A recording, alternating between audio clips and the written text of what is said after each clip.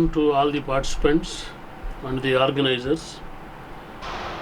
In my yesterday's presentation, I could deal up to Renaissance.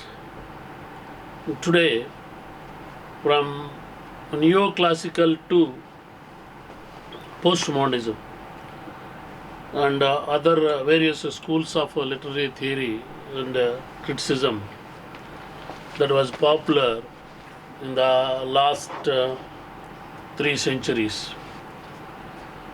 So, neoclassicism, as the expression or the term implies, is a new classicism. Neoclassicism, as a new classicism, in a way began in the early decades of 17th century and continued roughly up to 1750. That period can be called neoclassical period.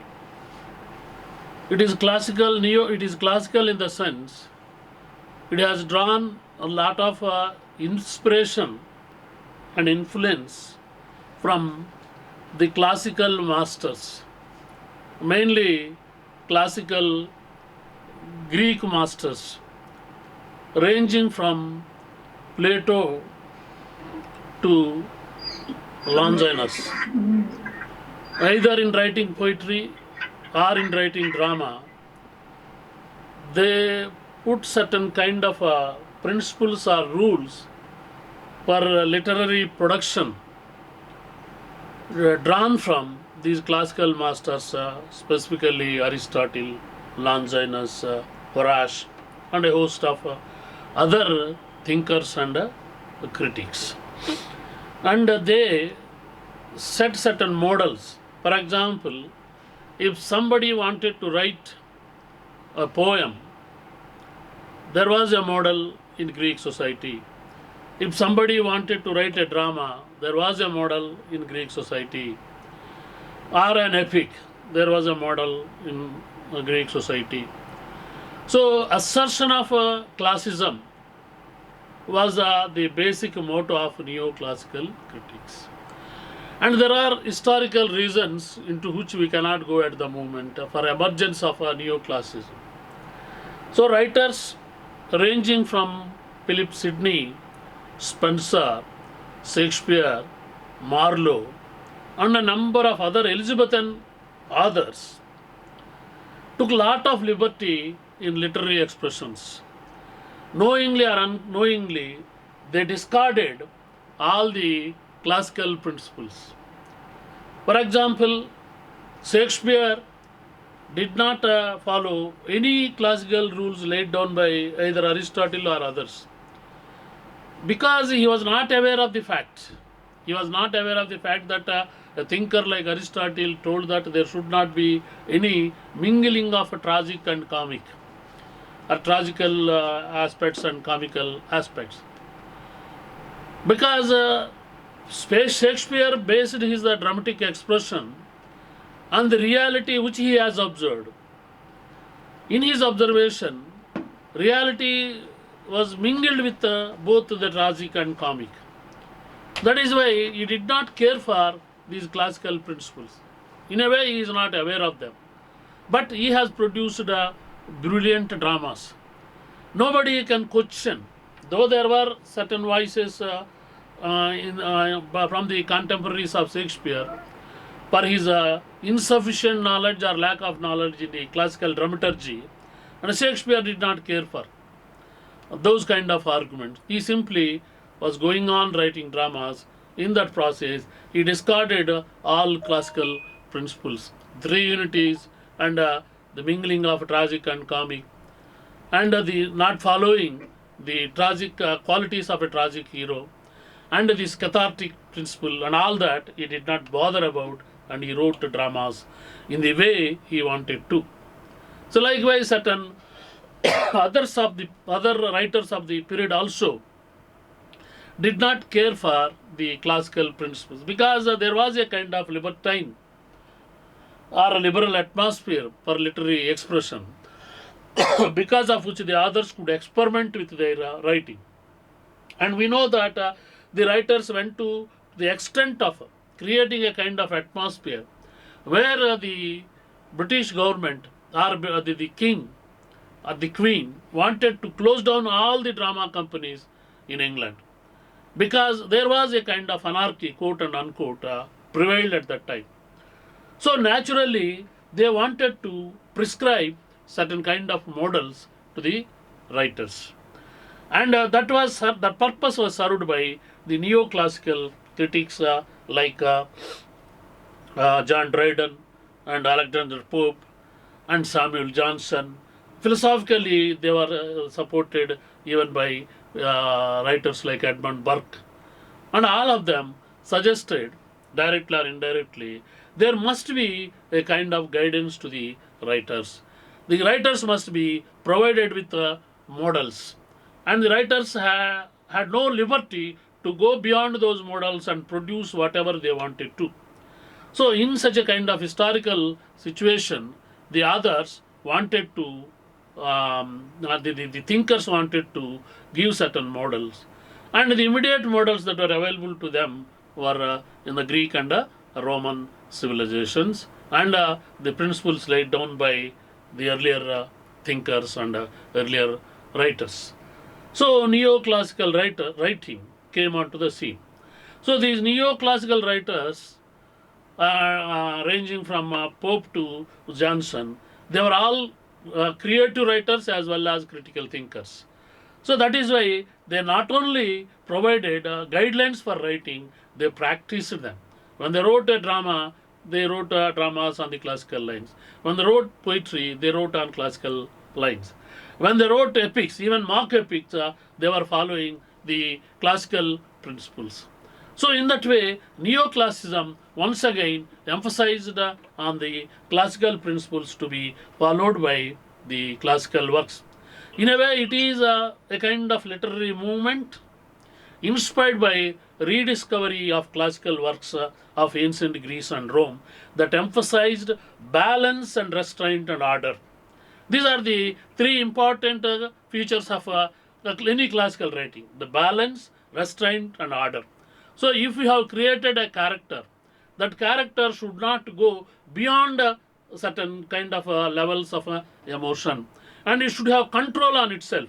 That means the author should not allow the character go beyond the control of this common human emotions. Yes, thank you. Thank you. Common human emotions, and the author should emphasize on the order, and it is not his business to create a kind of chaos, either moral chaos or social chaos, or chaos in general sense of the term.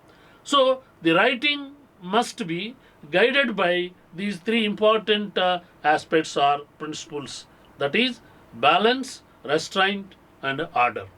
And these two characteristics are already available in classical writing. Hence, the authors of the period were advised to maintain these three principles in the period. In fact, in the philosophy, by then there was a movement called Enlightenment movement, which has inspired the later period, that is called modernity and modernization process.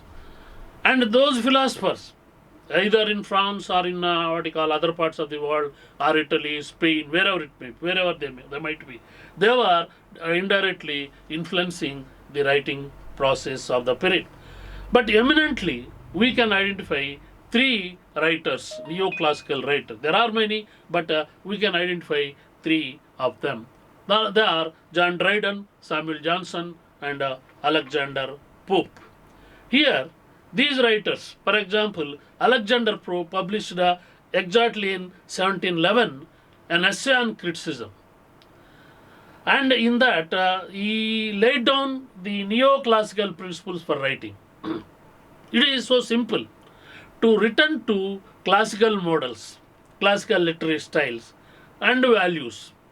The three principles are articulated by these three aspects, like following the classical values and following the classical models and classical literary styles and the ancient authors in general.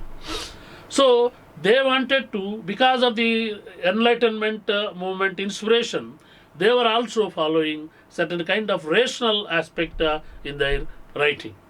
So reason-based writing. In fact, when you say that reason and creativity, it is a kind of contradiction in expression. They cannot go together. If you are rational, you cannot be creative normally. If you are creative, you cannot find a reasonable. So, in fact, most of the creative writing or critical that creative thinking emerges out of a non-rational kind of thinking. But the neoclassical writers or philosophers or thinkers wanted to emphasize on reason, and the writers are asked to maintain some kind of restraint by following that reason. But they were not opposing the two important aspects in their writing, that is imitation and nature. Again, the concept of imitation and the concept of nature both came from the classical principles. What is the concept of imitation? You have certain models. You have certain models in all the forms available at that time for writing. So you imitate them. That is one sense. The other sense is you have to imitate the life that is around you on rational lines. You should not go beyond that. That is one. Another one, you must be true to nature. Nature doesn't mean simply the external agency to man, which we consider as an external agency. It is not like that. Nature means naturalness. So a character should have, as a human being, certain kind of qualities. And the creation of the character should be on those lines only. You should not go beyond. Shakespeare is also appreciated by many critics like Johnson, because Shakespeare was true to nature. Nature means general common human nature. Even a thinker like Karl Marx appreciated Shakespeare because you could understand the human nature of the man, where the money plays a vital role and money dictates him, money guides him. So, by understanding that aspect, where man is conditioned or directed or determined by the material forces or financial forces, he has created certain characters, Shakespeare. That is why you find a number of characters which are similar to the people we find. So, he was putting a kind of mirror to nature. Nature in the sense, again, general human nature. So, imitation and nature were the two important aspects that the classical thinkers were given as models. And when it comes to imitation, the two examples are shown often by neoclassical thinkers. That is Homer and Virgil. Homer is from Greece and Virgil is from Rome. These two others was kept as models for imitation. So if you wanted to write an epic or poetry, you follow either Homer or Virgil, because they have already set certain models. So your business is to follow them. Then only you can be natural, then only you can be normal, because you have already a model to imitate. So on those lines, you try to create either your poem or your epic, or even for that matter, drama. So in that way, Virgil and Homer stood as models for neoclassical writers. And they have a kind of a belief which is not acceptable at the moment, that all these writers were emphasizing on the nature, that is the common human nature, because they believed that human nature is constant. In fact, we do not accept that human nature is constant, because human nature is changing as per the conditions prevailed in a given period. They are influencing, then sometimes they are determining the human nature. But neoclassical thinkers believed that human nature is constant. If somebody did something wrong, and there is something wrong with his personality, and he is such a type of person, and that kind of quality will continue in all the people. So you have to identify that quality and exhibit it in the drama. That was a kind of a belief all the neoclassical writers emphasized on. That is, the constant force, that is human nature, was highlighted by these people, but that is not acceptable. That it is not constant, because human nature is continuously changing. And they also believed that art, either in any form, should express the essential nature. The what is essential nature? That essentiality is questionable now. But all the neoclassical thinkers emphasized on essential nature. What is essential nature? Man is in normal circumstances. Man is in normal circumstances is good, and in certain extraordinary conditions he becomes bad. So if a writer want to represent that man, you should believe that man is constantly normal. There are occasions where he goes beyond the normality, exhibits some kind of abnormality. This is the essential nature of a man, essential goodness of man. But there won't be any essentialism in human being, because man is always conditioned by extraneous factors. And because he is not an object, he is a bundle of nerves. This bundle of nerves now and then will be influenced by, and most of the time, if not now and then, influenced by the external factors that are there along with him. So he cannot be exhibiting the same kind of nature. There is no essentialism in him. So naturally he will be behaving in a different way. That is why Shakespeare could not control his characters, because Shakespeare did not believe in the essential element of man. Because man may change. In one of his drama he says that you can laugh and be a villain. Suddenly a man becomes violent. Until that moment he was so passive, so normal, so sensible. Suddenly he becomes a villain. You can laugh and be a villain. That is a statement given by Shakespeare. In a way, it is contradicting with the observations of these writers. And very categorically, Samuel Johnson declared that nothing can please many and please long, but just representations of a general nature should be there in all these writings. So it doesn't mean you can constantly write something which can please everybody, because the society is changing, the tastes are changing, the opinions are changing, but basic human nature is not changing. So you have to represent that basic nature, and you have to try to please the audience or please the readers by choosing certain kind of mechanisms already laid down by the classical writers. That is another observation made by Samuel Johnson in one of his articles. And Dryden very categorically popularized dramatic poetry, or the poetic drama, what you call now, and even essays they had written in a dramatic form.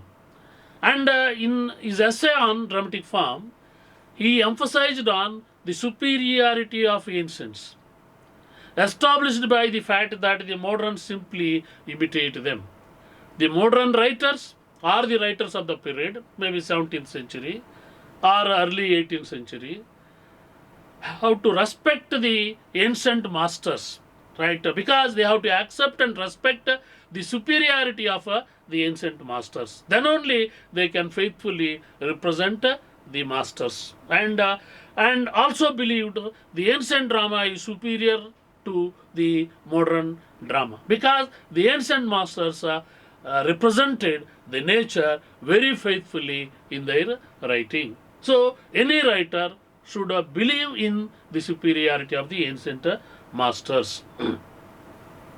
So critic also must follow the principles laid down by the ancient masters, because if a critic is bad, he is more dangerous than a bad poet.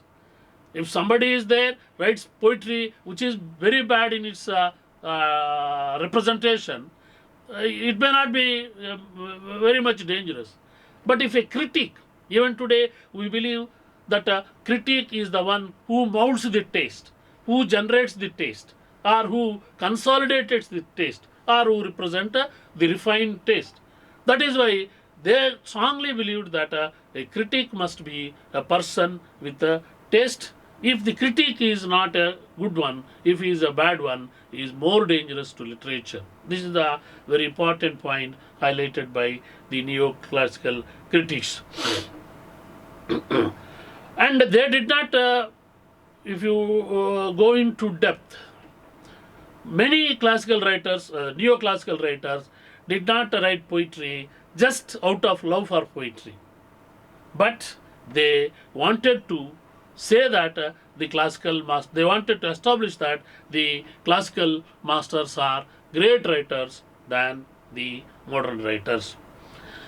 Again, they said that I cite this sentence: the true critic must judge art not on the basis of his own prejudice, but by a close, fair and general study of poet's age, his chosen genre, and mode of imitation, and desired end of his poem. This is very, very vital. According to neoclassical criticism, the writer should not judge, the critic should not judge any work of art by borrowing the principles from different genres.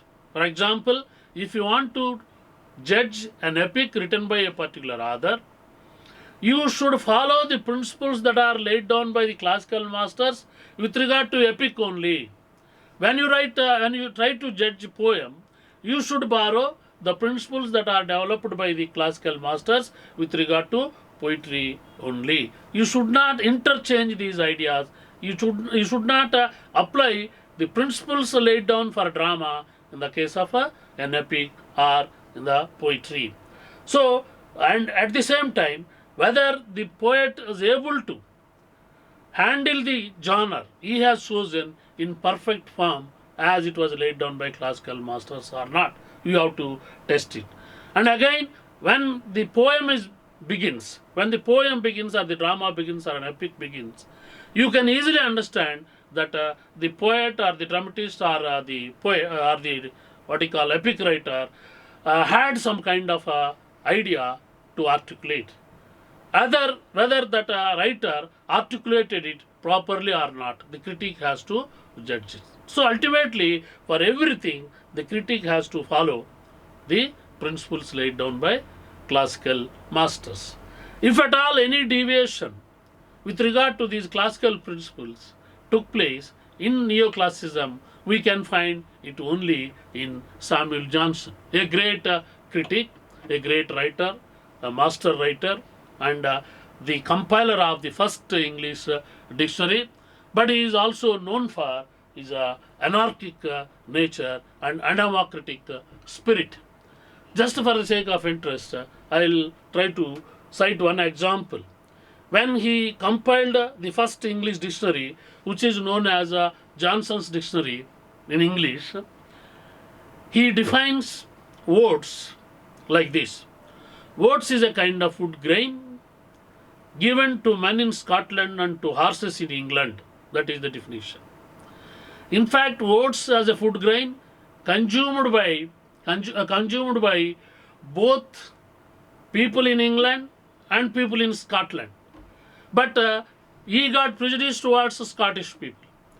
And that prejudice is exhibited here, where he says that oats is a kind of food grain given to men in Scotland and to horses in England. This is a kind of prejudice. And Johnson is known for these kind of prejudices. The entire English dictionary, Johnson's dictionary, contains such examples in plenty. But whatever it may be, he is the great master who has tremendous command over the ancient and the classical Greek and Roman literatures and history of England. He wrote The Lives of the Poets, another book, and that book also contains a series of examples how criticism can be done. So that's a different matter. But his major contribution is identified in his introduction to the collected works of Shakespeare. After death of Shakespeare, the responsibility for editing all the dramas, at that time there were not more than 30 or 30 plus, not 38 or 39. So all the dramas were given to Johnson and he was asked to edit them. so that they could publish an anthology, collected dramas of Shakespeare. And he took the responsibility and he wrote a beautiful introduction, preface to Shakespeare. Even today, for many critics, it stands as a kind of a model in writing, in analyzing any literary text, that is preface to Shakespeare. And he, with all passion,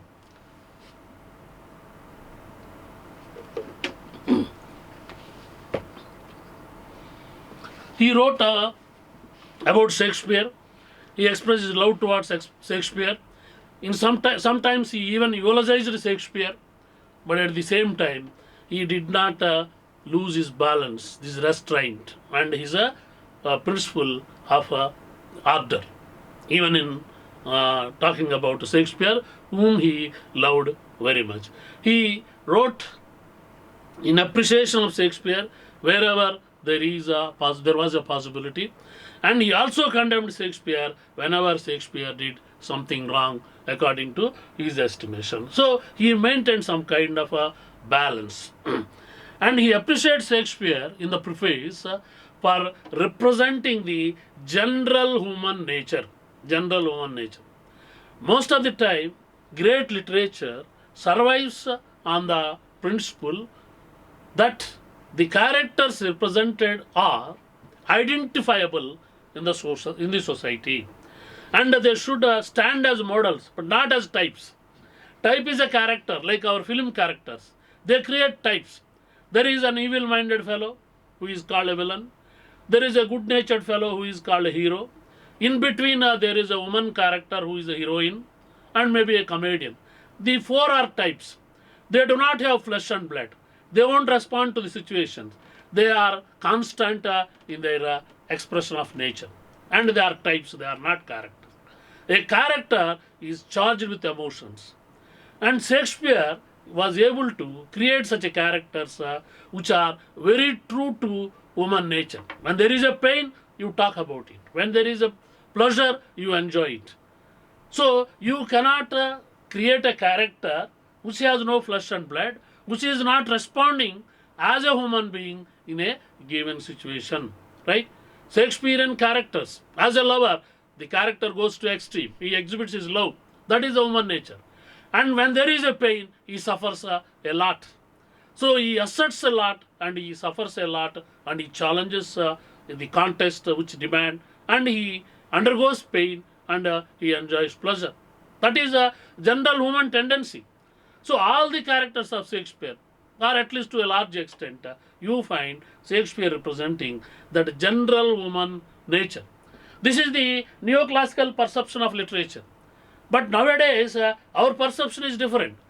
And most of the time, we problematize issues which are not general, which are exceptional. Shakespeare also provided such kind of models for drama. Hamlet is an exceptional incident, and where a son suffers the adulterate behavior of a mother. That is not a regular human experience. It is an exceptional one. But Shakespeare could create a masterpiece out of that. So at the same time, he was representing the general and the particular, not just a general. But Johnson, most of the time, appreciates Shakespeare for representing general human nature in his preface to Shakespeare. It is a literary critical document, a literary criticism. He did not write exclusively any literary text like Aristotle. He wrote that foreword or the preface. That preface itself a book of literary criticism. And his lives of poets on all the minor, even from major to minor English poets, he wrote 2 volumes. In that also, he had given a number of critical perspectives. So Johnson also appreciates Shakespeare for not representing the qualities which are particular, but Shakespeare represented general. And he did not focus on only distinctive traits, rather he represented general traits. According to Johnson, poetry should give you delight and at the same time education. It should teach as well as educate. If you follow according to the dramas of Shakespeare, according to Johnson, you will find these two. You will find these two because they are educating you, at the same time they are entertaining you. So education and entertainment. Entertainment is, he did not use the word we are using. He said that teach, instruction. It must be pragmatic, and at the same time it should entertain. Mere education or mere entertainment will not work. So he suggested, he identified that Shakespeare dramas educate or teach and at the same time delight or entertain.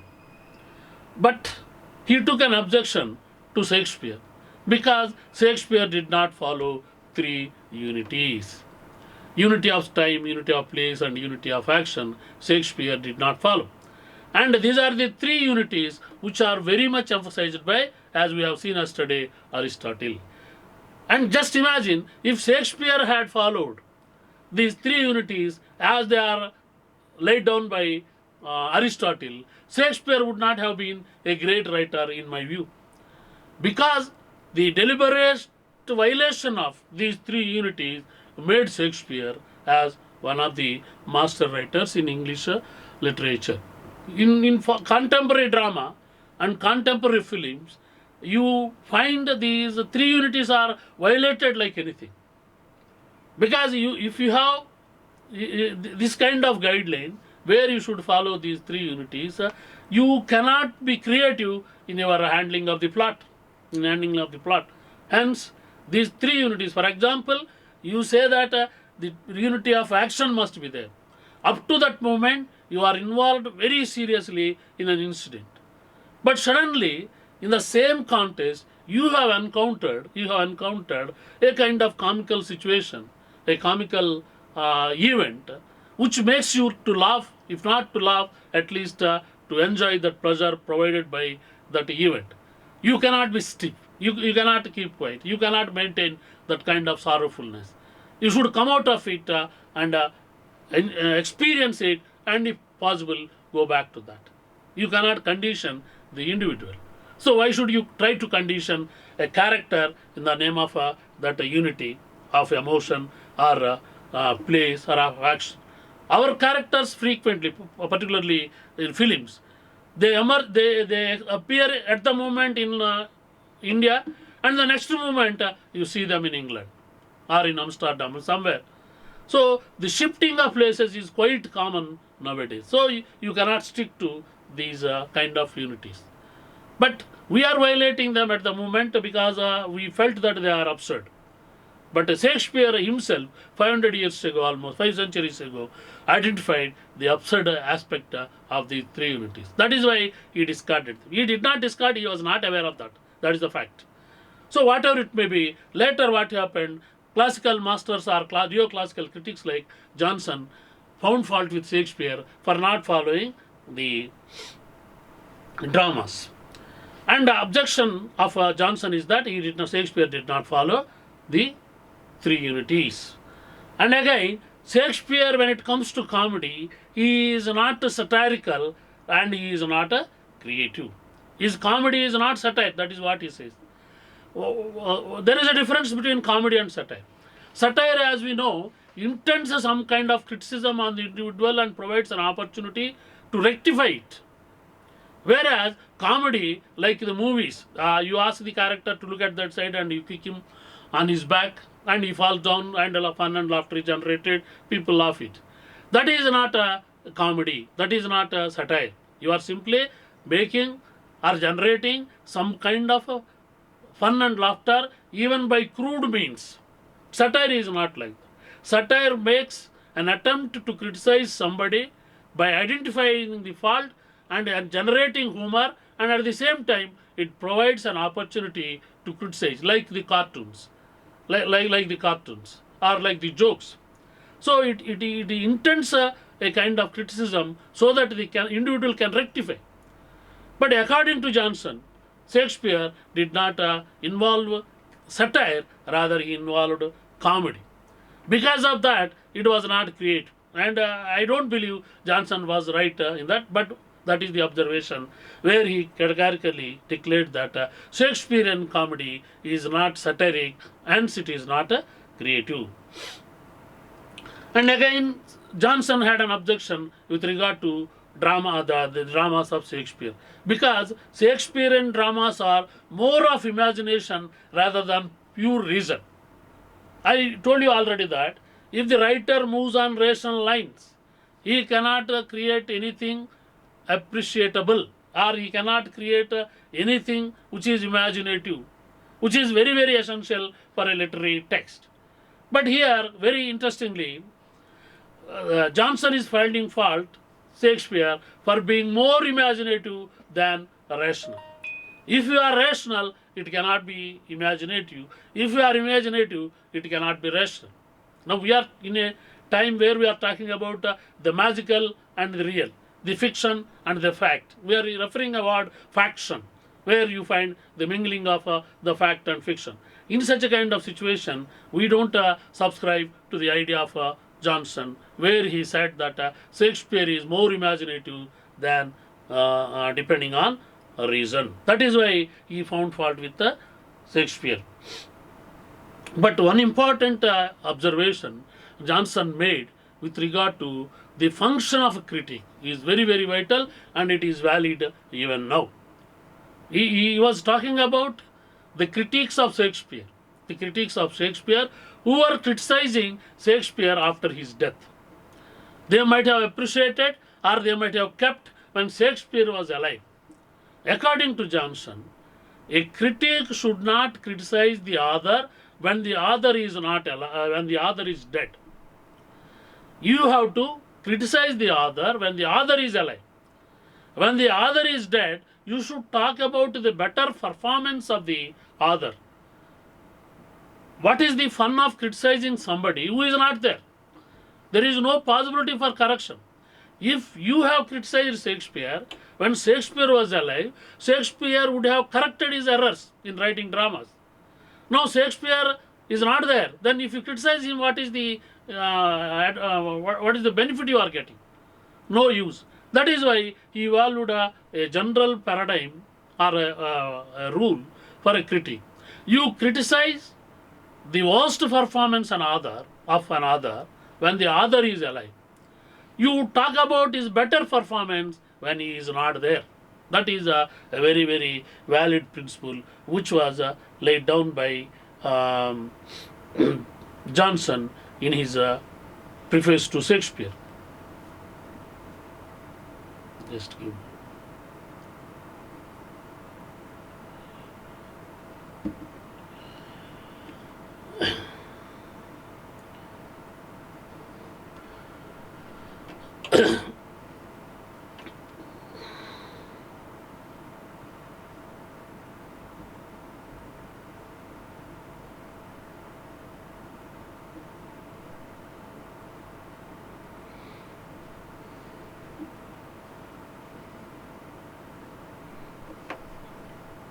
Just bear with me 1 minute.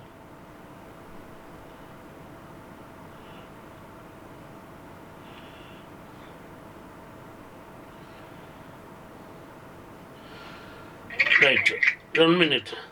So, neoclassical critics ultimately depended very much on classical principles, as the term indicates neoclassicism, new classicism, because they could not revive the time past and they could depend only on the time present of their present.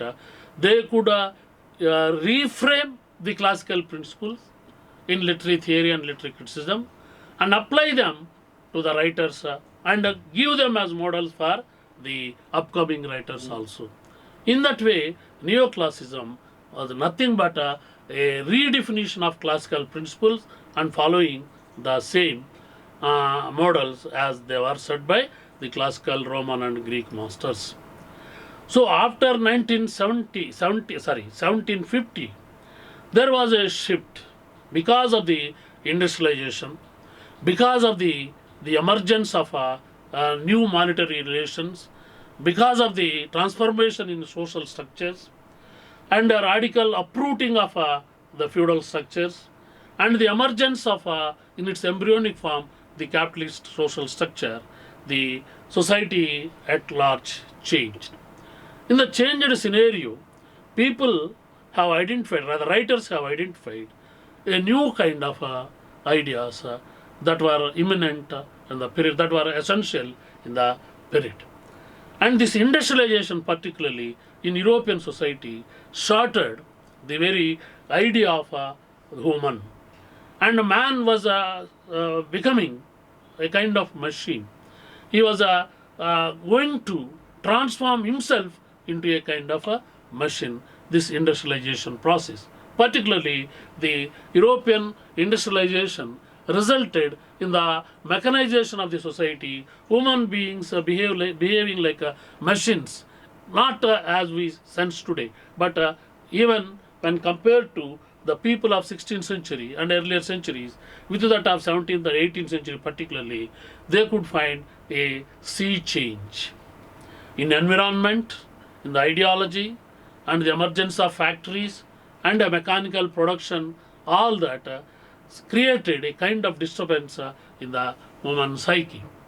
And earlier to that, even at the same time, there were philosophers like Rousseau who were emphasizing on the nature and its man's role in it, and the what you call the supplementarity of nature to man and man to nature. Philosophically, they were arguing, and that inspired many writers in Europe to rethink about the paradigms that were in vogue at that time, particularly with regard to the human existence and its relation to nature. Then came five British poets. There are many, which is known as a romantic movement. Romantic movement. These romantic poets basically wanted to go back to nature, as Rousseau's Calvino, in Europe, and for that matter, England also. Was a part of Europe, no doubt, but they are going to come out of it now. And excluding Europe, we call the Europe continental. In the continental philosophy, the people are talking about the nature and its role, and man's separation from nature was identified as a responsible thing for human degradation in every aspect, in ethics and in social living and in human relations and all that. So they wanted to emphasize the importance of nature in that life. This is an outline relating to the romantic movement. They wanted to go back to nature as it was identified by, as it was suggested by Rousseau. So the British Romantic movement began, and as we know, as a as students of literature, with the publication of lyrical ballads in the year 1798, with the publication, and with that book, Lyrical Ballads, he has written, rather they have written, Coleridge and Wordsworth have written some kind of introduction, which is known as Preface to Lyrical Ballads, which gave a kind of idea of romantic movement. And in that manifesto, it is called as a kind of manifesto for romantic movement. And both Wordsworth and Coleridge, they were poets basically, initially. They were poets. But they wanted to write poetry by emphasizing on the importance of nature to man and its role in human life. And but when you look at the nature, there are two aspects. One is the very positive and very beautiful aspects in nature, or a divine aspect in nature. And at the same time, there is also a kind of destructive force in nature.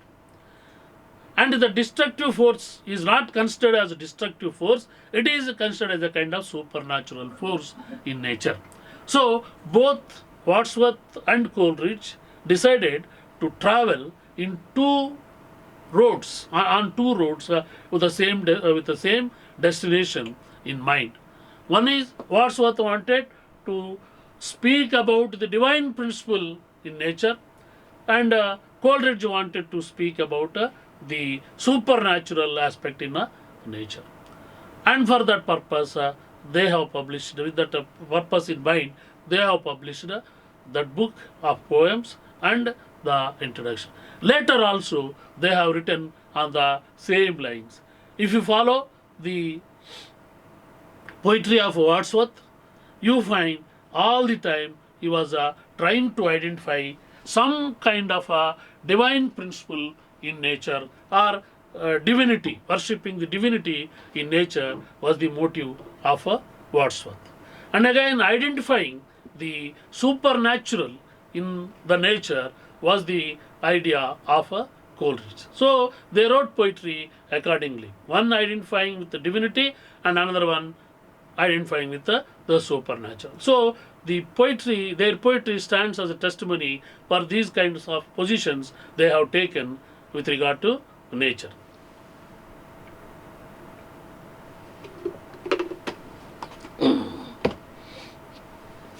But in the two, Coleridge is more philosophical because he was influenced by the Western philosophy, particularly German philosophy. By being influenced by German philosophy, he naturally was attracted towards that supernatural, unknown forces in nature. So whatever he has written resembles that. Either you take Christabel or you take Ancient Mariner or any poem they have written. So Wordsworth was worshipping nature, in appreciation of nature only he was writing poetry.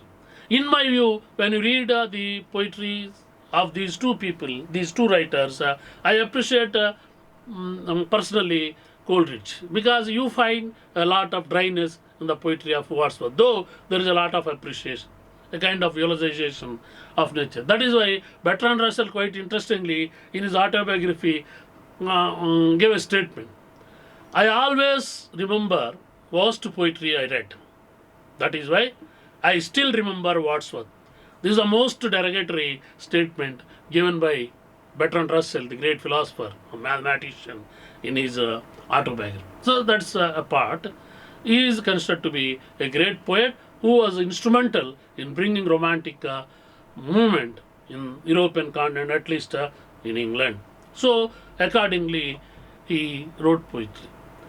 And except that lyrical ballad, as far as I know, Wordsworth did not try to theorize literary criticism in any aspect. That preface to lyrical ballads may be considered as a text of a literary theory or criticism.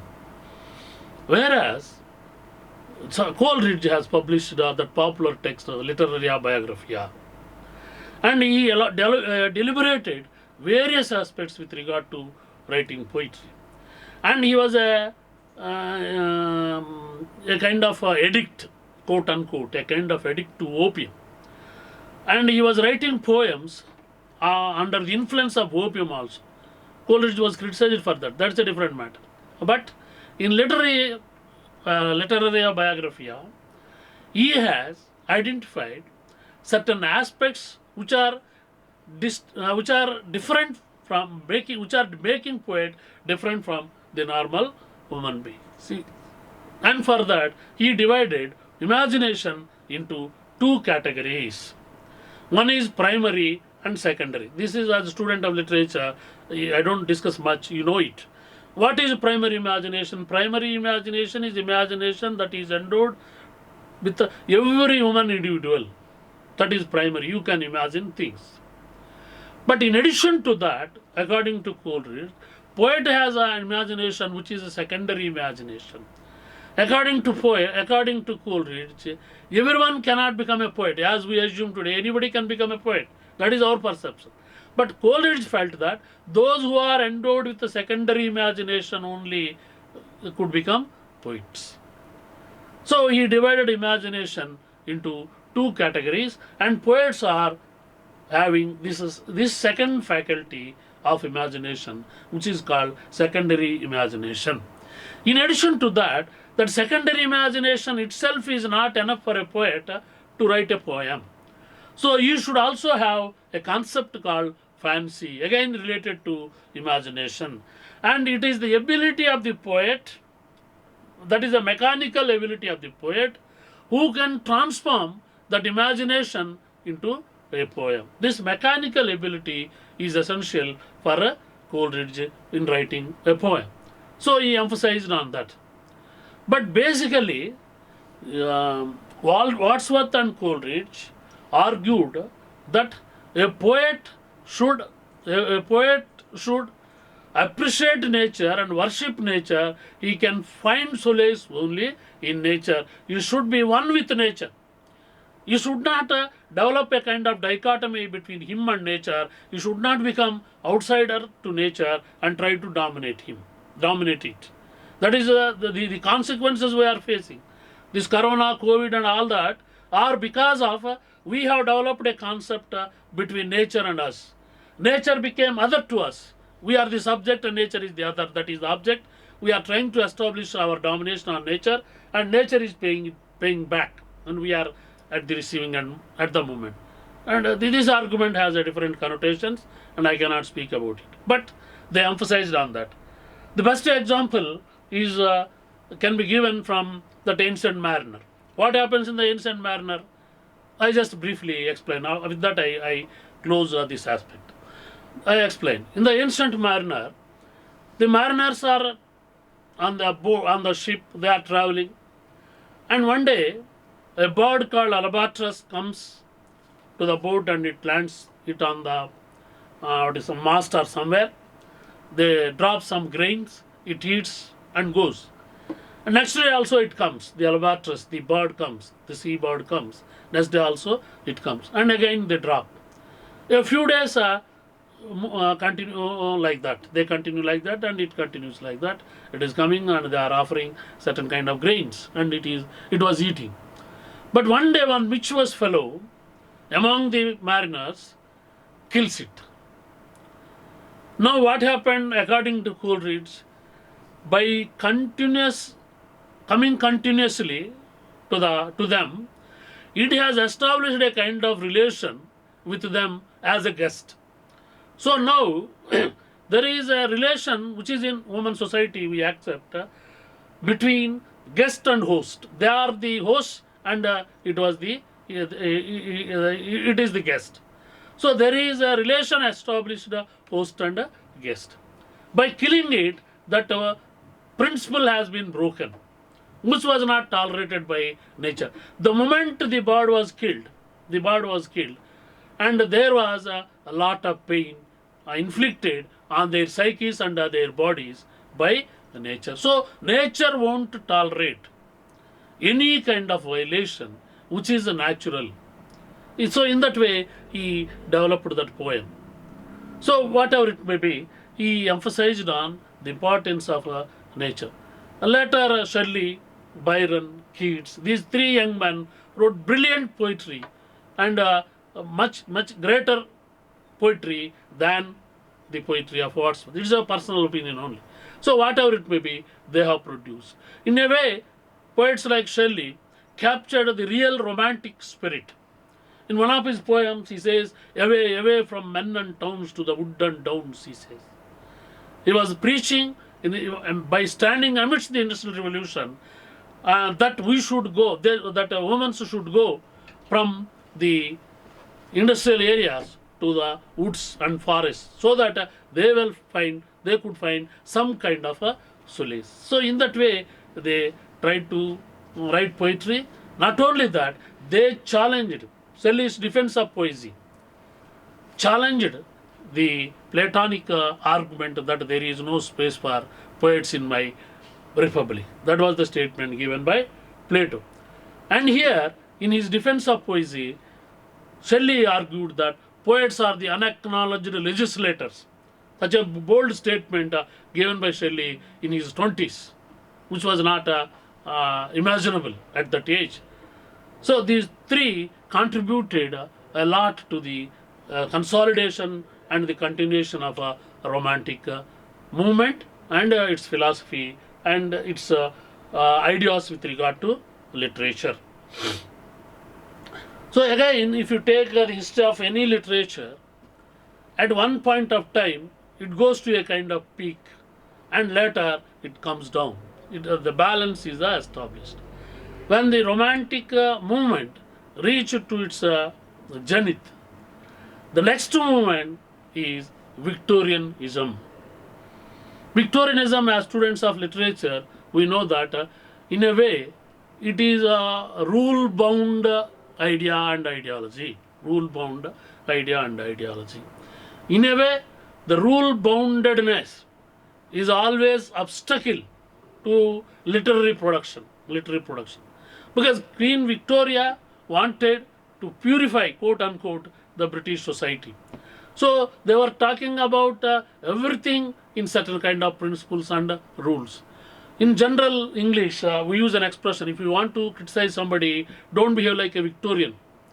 A Victorian is one who always emphasizes on rules, irrespective of the context, whether it can be implemented or not, whether it can be followed or not. But they are victims of the rules. I will cite a best example. Matthew Arnold, the great Victorian, so father was an headmaster. To cite that how rule was important for them. He was an headmaster. He was running a school. When Prince of Wales wanted to visit the school, it was informed to the headmaster, that is the father of Matthew Arnold, who was a Victorian.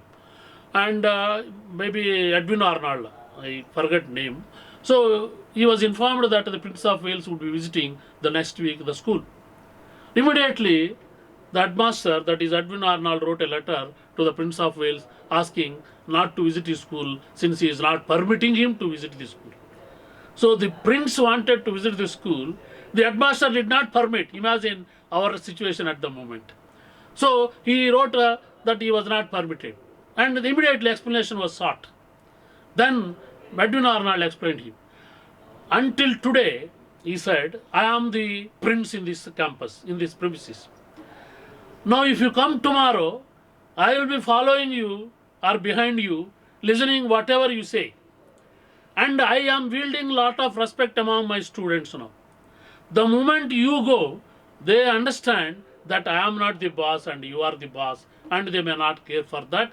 Because of that, the entire discipline on the school may be destroyed. That is why, please excuse me, I am not permitting. And the Prince of Wales was also noble. He said that I am not visiting because you are not permitting.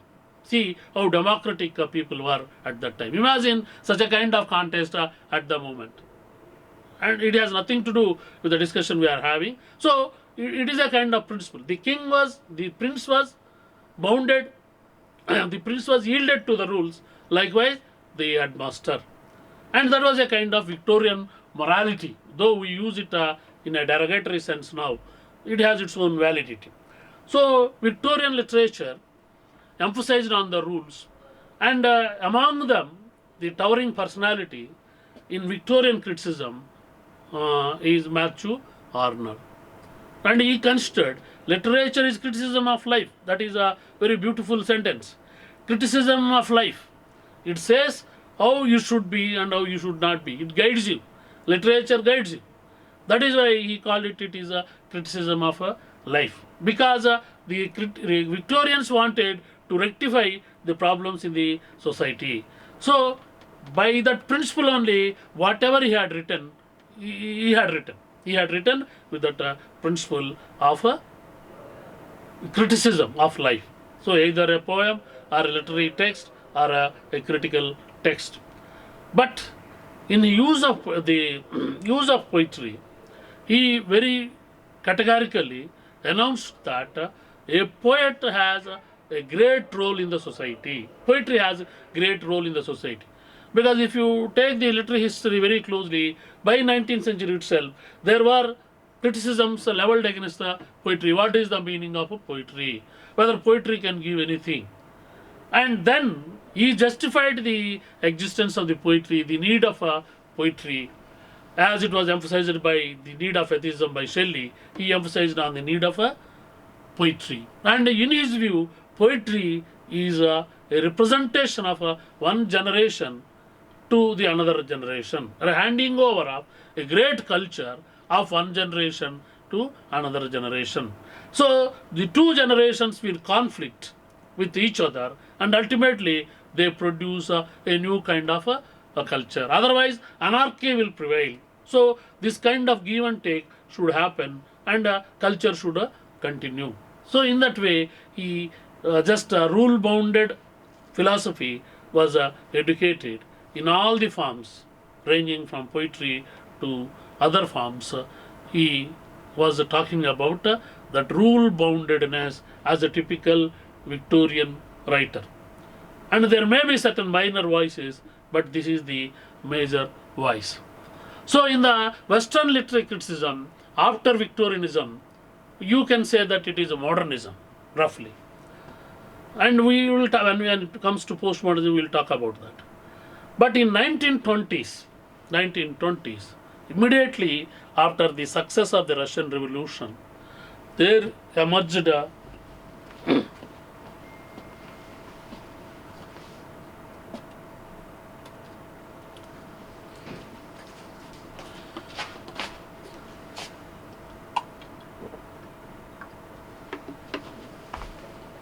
movement called formalism. So in the history of literature, one debate was continuously going on. The debate related to form and content. Whether form is important or content is important. Even today, that argument is going on. Whether in writing a poem, whether the content you have taken is important and the way of expressing that content is important. So, briefly, whether content is important or form is important, this argument was going on. For long, particularly in the early years of a Russian Revolution, there was a belief that content is important. On whom you are writing, about whom you are writing is more important than how you are writing. That was the argument. The formalists wanted to declare that literature becomes literature by its literariness. When you write a poem, on whatever theme you can write, but it should read like a poem. It should read like a poem. It should not read like a newspaper column, or newspaper item, or news item. It should read like a poem. That means poetry has certain qualities. So these qualities must be there first. You may write on a lover, or even on a failure of a love, or you may write on a laborer, or you may write on a sufferer. Whatever may be the content, you should make it a poem, because poetry is different from the normal expression. Poetry should read like a poetry. It should not read like a prose. So there are certain ways of converting normal material into a poem. So it is a kind of technique. Emphasis on technique can be seen in the formalist school. And when you judge a poem, you should see that your judgment is free from environment, era, and the author.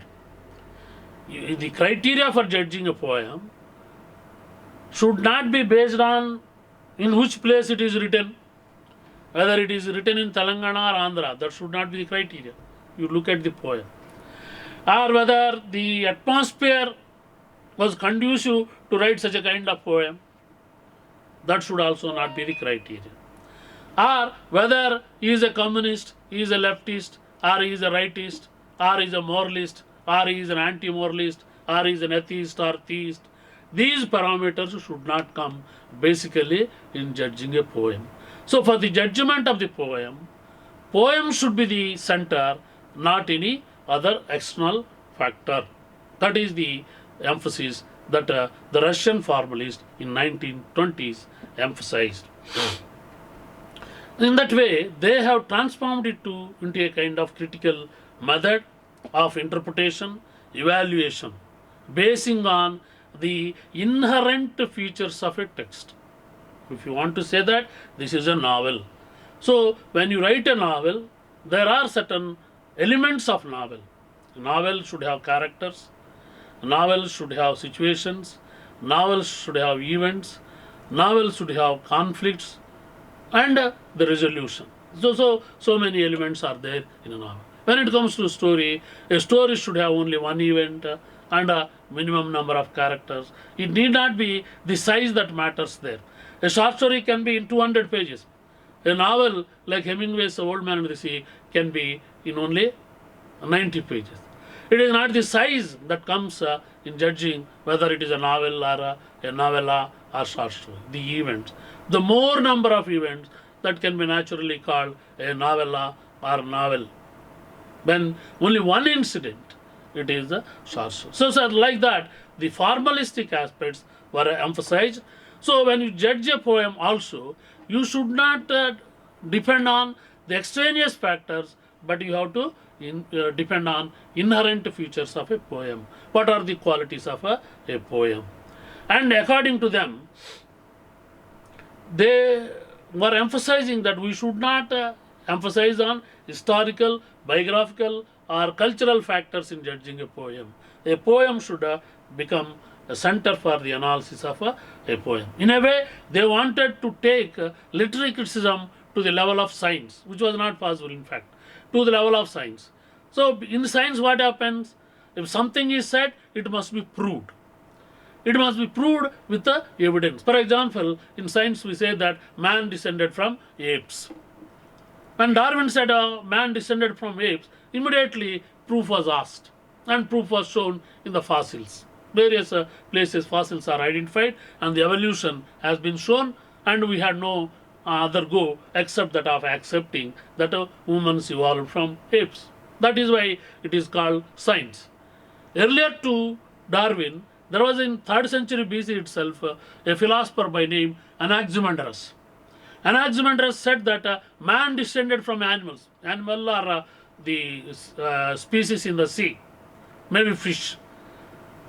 So he identified that man evolved, not born as man, but he evolved. Humans evolved, not born in the same way. They evolved. That evolution was identified way back in 3rd century BC itself by Anaximandros. But it was only speculation, imagination, and it was not science. It was philosophy. Aristotle spoke so many things, yesterday I told you, spoke so many things, and they were not science. And science disproved them. So, but, hello? But today, we say that what Darwin said is science. So, likewise, the formalists wanted to create certain kind of tools for literary judgment, like that of science. That is why, if you want to judge a poem, you identify whether the qualities that are attributed, that are identified in a poem are there or not. If they are not there, it is not a poem. What is the basic quality of poem a poet should do? A poet should make the familiar unfamiliar. The familiar unfamiliar. A known thing must become unknown. If you draw a painting of an elephant and write there it is an elephant and show it that this is an elephant, that is not a painting. That is only drawing. So you should not make the art very explicit. You should not declare that this is the poem, that this is the art, this is the painting, like that. The author should be shocked to know that what is shown in that painting is not immediately understood. In poem also, what is communicated in a poem should not be immediately understood. For this, I'll give an example where it is very difficult to imagine the meaning. Dylan Thomas, one of the great poets, who might have depended on this defamiliarization technique, wrote one line in one of his poems. Light breaks where no sun shines. Light breaks where no sun shines. I don't know whether I cited it yesterday. Light breaks where no sun shines. What he was talking about, this is a typical example for defamiliarization. He was simply converted into normal language, talking about the sperm released in the womb of a woman by a man. And that is communicated by this expression, light breaks where no sun shines. That is not familiar expression. But when you read in the poem, immediately you cannot understand it. You have to struggle to get that kind of meaning. But when you read that line, it impresses you. Read that line, you think that there is something in that poem. That is why T.S. Eliot in one of his articles says that genuine poetry can communicate before it is understood. We read the poem, we cannot understand, but still we feel there is something. That is poetry. So the defamiliarization must be the element in poetry. You have to consciously bring the familiar thing as an unfamiliar one in the defamiliarization process. That is why formalists said art is a device of defamiliarization, making known unknown, and that should be the criteria. Hence, one formalist, maybe Shklov, Victor Shklov, said poetry is the organized violence on ordinary speech. That is what he said. Organized violence on ordinary speech. Poetic language is totally different from the normal language, and poetic perception is different from habitual perception. Normally, when you look at an object, immediately you will get an impression. That impression is habitual perception. When you look at a timepiece, immediately it is an instrument to measure time or to show time, and that is not the normal poetic expression. That it should stand something beyond. If you see the paintings of wet watches by Dali, you will understand how the timepiece can be shown. It was flowing. The watches are melt, and it is flowing like water, and that is not the normal representation of a timepiece or clock. He had shown them as if they are melting, and as if they are dried in the sunlight. So Dali deviated from the normal representation of timepieces, all clocks, wall clocks. He has represented it different. That is a typical defamiliarization technique. So art should break the normal human perception and create a different kind of reality in it. And there are so many examples. Just for the sake of interest, I will cite two examples and wind up this thing. That is formalism. And you might have read the novel, the novella Metamorphosis by Franz Kafka. There is a central character, Gregory Shamsa.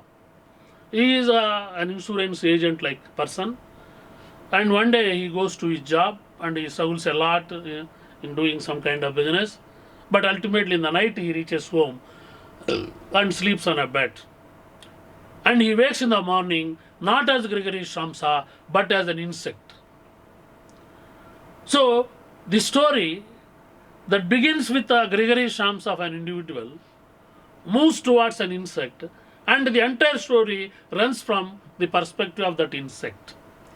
And that is totally different experience. You cannot imagine how an insect thinks, how an insect feels insecurity, how it articulates its fear with regard to existence, and all that existential fear or angst has been articulated by Kafka in that story. So that is a normal narrative. He has taken it to a different level and tried to see the world from the perspective of that instant. The another best example is a short story written by a great Russian short story writer, novelist, and short story writer Tolstoy. He has written a short story, Coal Master. This is the example cited by the great formalist Victor Shklovsky in his article. And there is a horse, that is, Coal Master is the horse, and it is reared up by a landlord. And the story is narrated from the perspective of that horse. And the world of horse is different from the world of humans. And whatever we consider so important or insignificant in the world of animals. So whatever man does was identified by the horse as irrational and absurd. And the horse speaks and makes value judgments on the opinions of people, opinions of human beings, which are totally different from the animal world. And in the animal world, there is no concept of individual property. Animal won't care for animal the property, but humans are very much worried of their property. And remember, Tolstoy is against private property. That is why he wanted to articulate that idea through the story Coal Master. And these humans, the coal master, the horse coal master, thinks that these humans are obsessed with money, obsessed with property, and they are obsessed with they treat their women also as money. They treat their animals also as their property. That horse asks a question: why this man asks, they call me my horse, my horse. The owner says, my horse. Am I a thing? Like my land, my property, my house. He is using the same expression, including me, with flesh and blood. The horse asks. How can he reduce me to the level of an object? The horse asks. So likewise, they say, my wives, this fool, he makes fun of it. This fool considered that she is his wife. In fact, she is not his wife. There are many people with whom she has relation. Foolishly he believes my wife. So whatever the values that are identified them, that are observed by them, considered absurd and irrational by the animal world, by the source. So in that way, the entire story moves around a different kind of argument. This is not a familiar type of argument.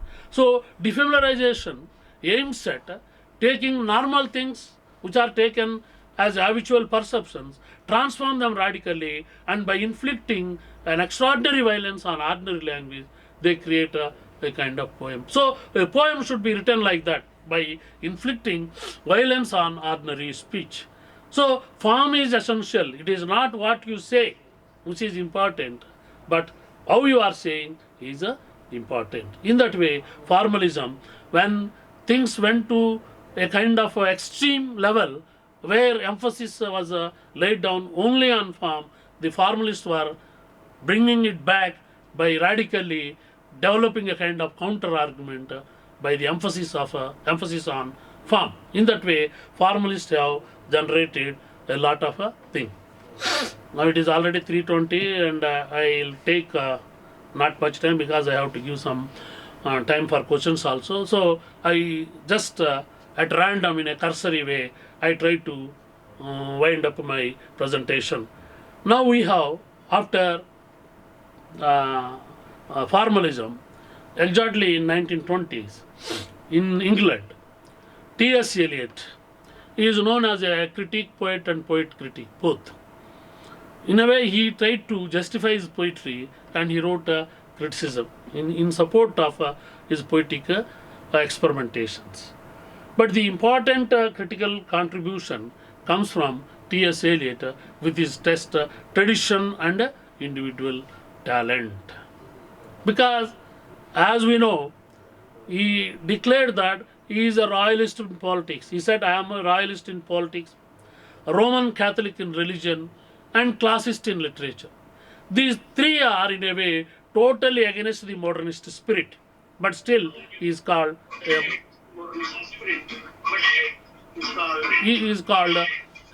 modernist. But he wanted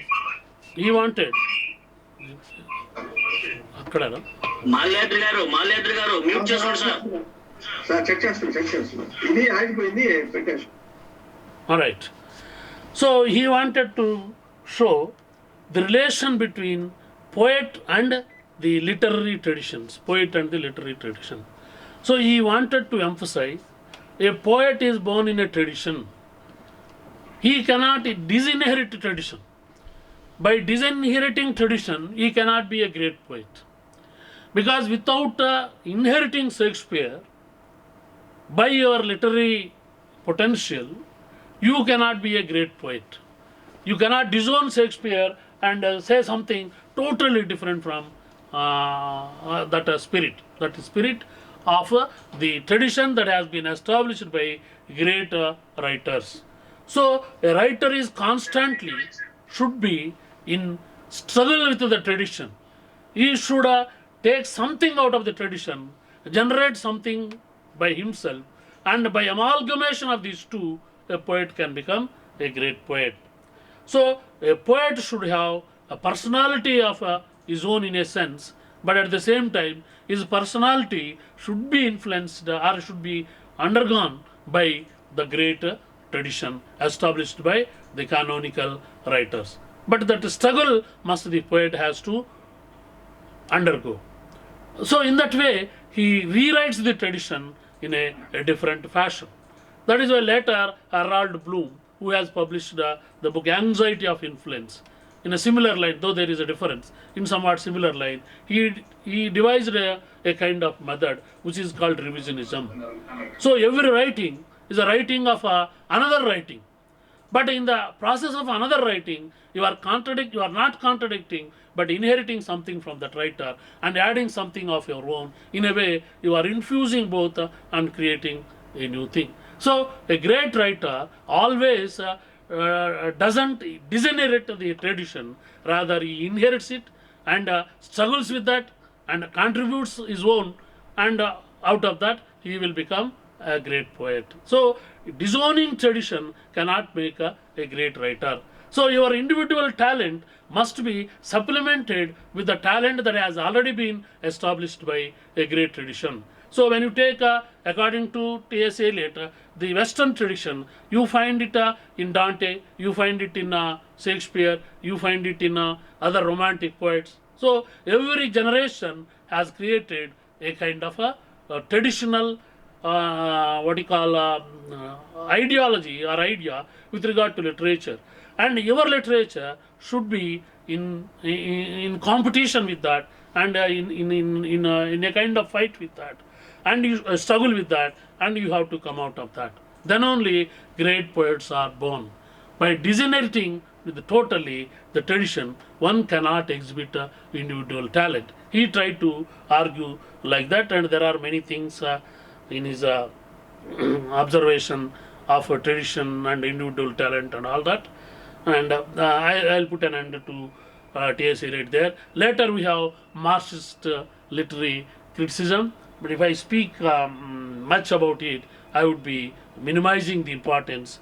But the Marxist literary criticism identified that literature should contribute for the development of a society, for the progression of the society, because in the society we have a financial base and cultural superstructure. So there is a kind of relation between the base and the superstructure.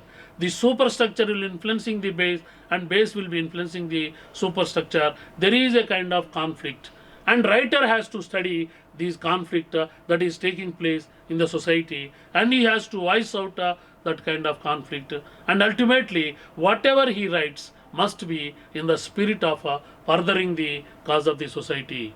So in that way, Marxist critics wrote a lot of criticism. A number of individual writers, starting with Marx, then Engels, then Plekhanov, then Lenin, and then Trotsky, and then we have great the German Frankfurt School thinkers like Adorno, like Walter Benjamin, and earlier Lukács, and later in contemporary times we have the great writer Terry Eagleton, and his guru Raymond Williams, and a number of literary critics who enriched the Marxian tradition came onto the scene and tried to understand the society from various perspectives. And there are various schools in the Marxist, Louis Althusser, Antonio Gramsci.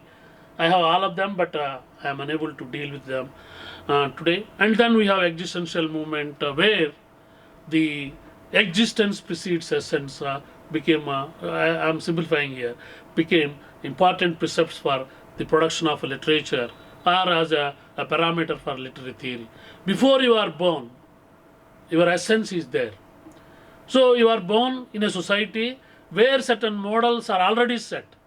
So you have to own those models, and you have to enter into those models and live accordingly if you want to be normal. Any deviation, the society won't tolerate, and there is a kind of a conflict. You are thrown into the world. You did not ask to be left in this world. And the moment you are thrown into the world, you are alone. Whatever happens to you, you are the responsible person. And you are not a normal being, but you are a being who is condemned to be free. Except in freedom, you cannot survive. Freedom is the one which is always essential for your existence. If you are existence, it means that you are in freedom. A man cannot existence out of freedom. In one of the dramas of Jean-Paul Sartre, one of the profounders of existential, atheist existentialism, in one of his dramas, a character says, "I am my freedom." That is what she says. I am my freedom. If I am there, means I have my freedom. If I am freedom is not there, I am not there. So she equates her existence with freedom. In that way, the existentialist tried to the extreme individual spirit in articulation of a literary text. Sartre has written excellent dramas and critical and philosophical treatises. Likewise, Albert Camus is the author of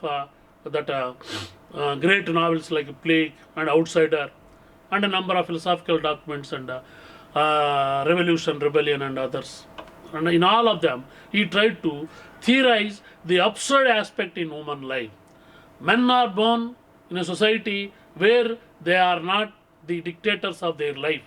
They are conditioned by certain extraneous factors. There is a kind of conflict always between these extraneous factors and the individual. And this conflict is always absurd. And this absurdity is known to him. In spite of the fact that it is absurd, we live the life and we have to live the life. And how to live an absurd life? By fighting against that absurdity. There is no meaning in life. And you have to provide a meaning to the life. The life is given to you without any meaning, without any essence. You have to create some kind of essence and meaning to that life. So in that way, you have to be meaningful. So this philosophy has been articulated in literary production as well as critical analysis. So in that way, the existentialists tried to articulate. And then we have the feminist criticism, which wanted to emphasize on the half of the human experience which is neglected. So man became, as it was identified, almost all major thinkers that are influenced by the great writer of second sex, Simone de Beauvoir, who said that women are not born, they are made. They are made because society transformed them into women, and they are not culturally, they are not physically women.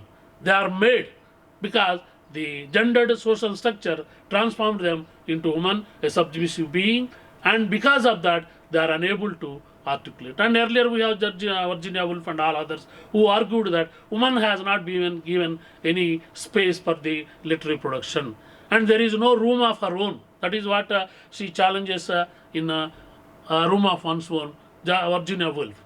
And why there are no women Shakespeares only? Why there is only male Shakespeare? Why a woman would not write like Shakespeare? Because the space and the advantage that Shakespeare had was not there to women. Because women are banished from the space, women are banished from their own bodies, and they are not given the opportunity. So she raises a number of questions, and later a series of feminist thinkers like Simone de Beauvoir, Julia Kristeva, Helen Sissou, and Judith Butler, a number of others, and they are producing very, very systematic and radical feminist texts, which are challenging the male perceptions, the phallocentric perceptions with regard to literary production and literary evaluation.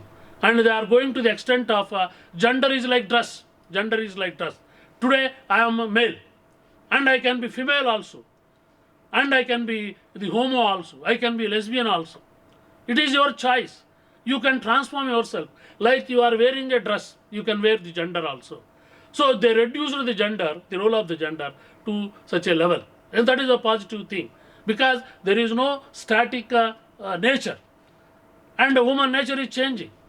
And here you should not denigrate a kind of sexuality which is not accepting your prescriptions, which is not accepting your positions. An individual, after all, has a choice. An individual believes that something is right, and he has a right to say that what he said is right. And he can argue, he can deliberate on that. That is why the gender, the society, which is imposing a lot of inhibitions, or what you call impositions of rules and principles on women, has been challenged, and they have produced great literary texts. In fact, the late 20th century and the present time is in the hands of the woman. Women are more radically producing literary texts and literary criticism, and they are producing excellent and brilliant works which are challenging the traditional male chauvinistic literary text and literary critical text. That is why Helen Shishu, in one of her books, Laugh of Medusa, says that what we are writing are not the texts. Our texts are not texts, they are sex. S-E-X-T-S, he says. It is sex because it is talking about sex. In that extreme statement, they are arguing. And then we have postmodernism. In a way, it inspired even feminism. The postmodern philosophy challenged the total modernist paradigm, which was talking about humanism, rationalism, and it was challenged by that. And the knowledge systems were challenged, and new ideas came onto the scene. And postmodernists believe in a kind of relativity. You cannot have a penicillin for everything. You cannot have a paradigm. You cannot have a systematic and concrete method for everything, for analysis of everything. Because methods evolve. A great postmodern thinker, Louis Michel Foucault, once said, "Don't ask me who am I, and don't ask me to remain the same." This sentence speaks volumes. What he intends is that when I am analyzing sex, I am a sexologist. When I am analyzing the building or architecture, I am an architect. When I am analyzing a literary text, I am a literary critic. When I am analyzing a philosophical text, I am a philosopher. Because there are various heuristic tools. I use them according to my need, and I explore the thing and I reveal them. And they tried, like Derrida. He said that all Western thinking from Plato to structuralism is male-centered, and he said the phallo-centered, penis-centered kind of thinking. He called them white mythologies also. Mythologies developed by the white people. The white people have divided the world into two categories, the Orient and the Occident. Occident is the center, Europe is the center. A writer like Marx said that India has no history. Why Marx said India has no history? Because Marx had a definition of history. According to him, history is recorded evidence, and it is written. If you want to know the date of birth of Shakespeare, you can simply go to a church and find the church record and say that Shakespeare was born in so and so, on so and so date, in so and so year. But no writer in India, even the 19th century in Andhra Pradesh writers became a subject of controversy because whether they belong to Telangana or Andhra is not settled. In the case of Potana, our people are struggling whether he was in Telangana or in Andhra. So we are not sure because our perception of time was different. Their perception of time was different. Our conception of history was different. History for means it is a mnemonic aspect. We remember history. We don't record history. You check with your grandparents. You ask them their date of birth. They cannot tell you. They will be citing a cyclone or a kind of tempest or a kind of climatic crisis, but not the date because they are not aware of the date. Our perception of the time is totally different. That is why we did not preserve records. But their perception of time is different and they preserved records. Because we did not have records, the writer cannot say that India has no history. Because India has more history than Germany, from which Mark hails. India has a history of 4,500 years, more than that. There are three ancient civilizations in the entire world: the Chinese, the Greek, and the Indian civilization. But Germany is a country that emerged only 2,000 years ago. So a writer from Germany comes onto the scene and says that India has no history because his perception of history is different. Our perception of history is different. Because of that, we cannot accept that.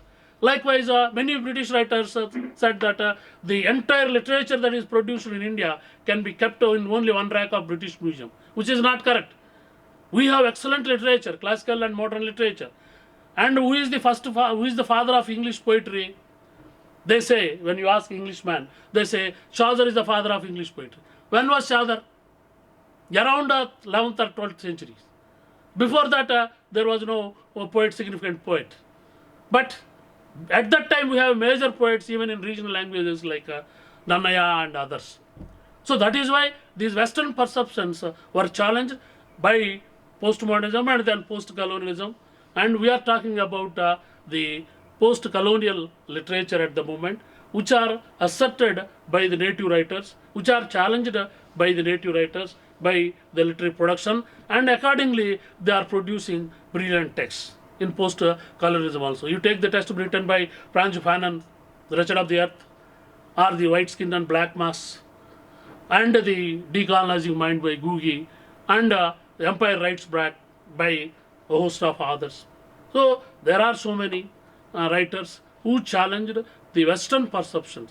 So in the last 50 years, the entire philosophy and literature has been taken over by the Eastern writers, but not the Western writers.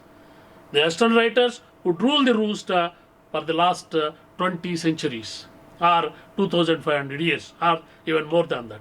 But in the last 50 years, as it was identified by great thinkers like Edward Said in his book Orientalism, they have constructed a new kind of analytical tools. With these tools, if you try to dig the literary histories, you will be knowing shocking paradigms. So likewise, we have environmental criticism. Man has transformed the world into a kind of object, nature into a kind of object. He was treating it as a kind of tool, using it for his purpose and throwing it away. Now it is the turn of nature. Nature is taking a kind of vengeance. As the French philosopher Jean Baudrillard once said, AIDS and other diseases that are spreading at the moment are the vengeance of the nature on man that who did not care for it. Though we cannot attribute such a kind of ideas to nature, in a way there is a kind of giving it back. That is why we should not accept that nature is there for man and man is there for nature. There is a kind of supplementarity. I am there for you, you are not my other, and you are there for me. There is a kind of supplementarity. That is what Derrida said. Man is supplement to nature, nature is supplement to man. Like woman is supplement to man, man is supplement to woman. So both are supplement to each other. You cannot exist alone. And likewise, nature cannot be segregated from man, and man cannot be segregated from nature. There must be a kind of supplementarity or complementarity. Then only things would be normal. In literature, in culture, in philosophy, in every aspect, these kind of supplementarity should prevail. In literary criticism also, you cannot say that historical criticism reduces literary text only to history. Psychological criticism reduces literature only to the reading of psyches of human beings and attributing a number of qualities which are there in the other. If you apply purely psychological criticism to Shakespeare, Shakespeare can be considered a man infected with a number of diseases, which is not correct. You cannot try to identify the diseases that are there to the characters in the author. Likewise, biographical criticism. You cannot depend on the biography of author. If Shakespeare's character Hamlet got Oedipus complex, you cannot say that Shakespeare might have got that Oedipus complex, some kind of inferiority complex. These complexes should not be attributed to writers. If you depend on psychoanalytic criticism, it may drive you towards that. So, and feminist criticism also. You cannot reduce man as a mere being without any kind of sensitivity, and only a kind of violent person. Likewise, you cannot reduce woman only as your other. That is why any kind of criticism should not be taken to the extreme level. This is acceptable only when it is supplementing something to the progression of the knowledge, progression of our evolution. Ranging from Plato, ending with the Derrida, the entire history, if you find, you will understand that certain paradigms are formed. They are challenged. New paradigms are coming into. And every time the new knowledges are taken into consideration, the old knowledges were shunned and thrown away, and new paradigms are developed. This is in a way what happens in science. In philosophy of science, what happens, if you read philosophy of science, you will understand one thing very clearly. What is that? For every 20 or 30 or even 100 years, a paradigm will be ruling the roost.